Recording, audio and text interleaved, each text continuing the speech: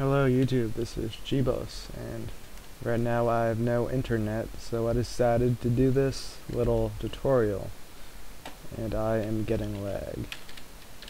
And why isn't that? Wait, oh my god, maybe? Nope, sad face. But anyway, apparently I was going to show you how to do redstone, except I was going to do a better tutorial than my last one, because the other one was crap. And I don't, sad face. Okay, this is just the basics though, not going anything that complicated. TNT, redstone, switch, not that complicated. It made light. Just ignore that bottom part down there. Torch puts a signal.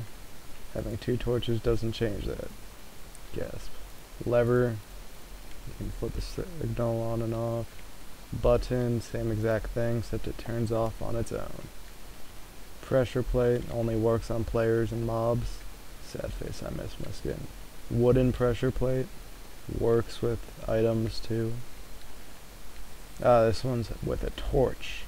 When you have power going to a source block of redstone, electricity, whatever you want to call it, it deactivates the torch like so, and that should not be on. And it also works with buttons. It's the same concept. Think of this torch as a block like this. It puts electricity to all the blocks around it. This, that, that, and that one. Not that complicated also. Torch being on top of a block is the same exact thing as it being on its side like this. This is the same thing as this, as in putting power to a block deactivates it, or reactivates it. Yes. Since this goes to that, which goes to that, and then that, whatnot. Oh, it's probably easier to see with this. This is somewhat more complicated. It's very complex and whatnot. I mean, look at that. That is 3 redstone repeaters right there. Not 1, not 2, not 11, not 75 bajillion. It's 3. And it's a piston. That's a sticky piston too, not just a normal one. This is what we peoples with no life call an XOR gate. An XOR gate is basically something that sends power to this door. Don't ask why I use doors for everything. It felt like a good thing. It sends power to this door, which activates it and whatnot. But naturally, you can't have two things like this. I just killed a Pidgey. This, see that does nothing to the actual door. God, these Pokemon piss me off. What an XOR gate does, it lets you have 2 switches that no matter what the other ones are already set to, it'll change the door to its opposite state. This is the actual easier version and more compact. I could show you another version that doesn't use a piston, but that would require 3-ish different layers and whatnot, and that's just a waste of time. Okay, let's see. Okay, that's a complete waste of time. Completely ignore everything on that. This is a working one. This is called a clock right here with a resetter. Sends power to opens the door if you didn't notice. Just wait for it to turn off. It's off.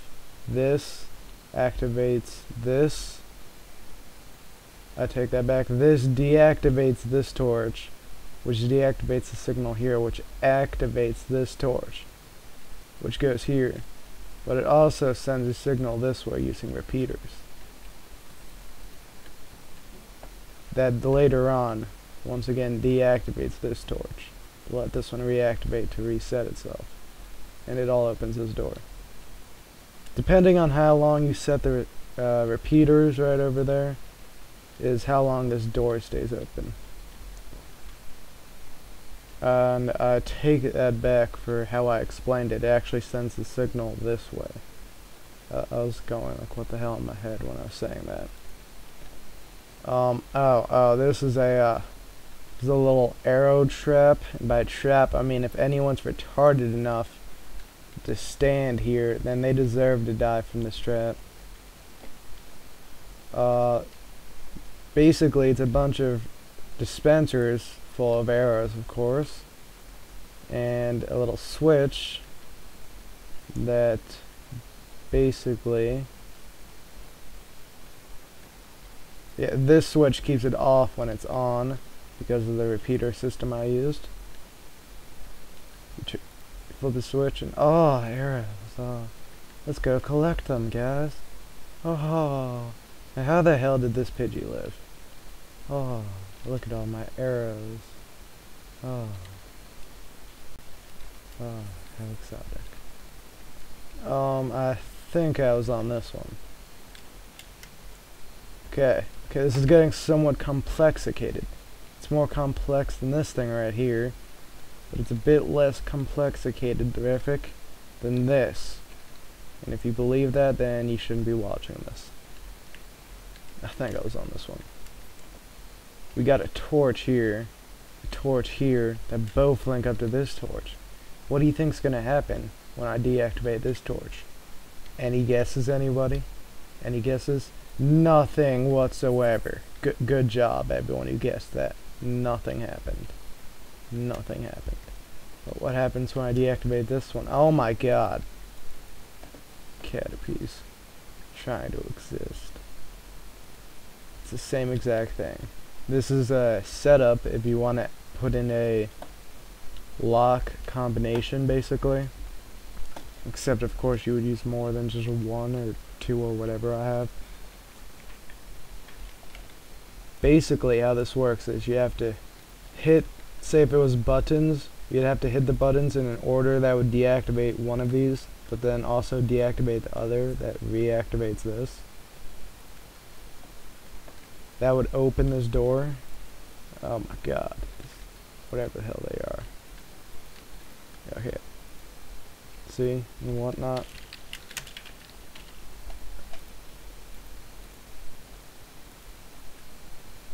You need both deactivated.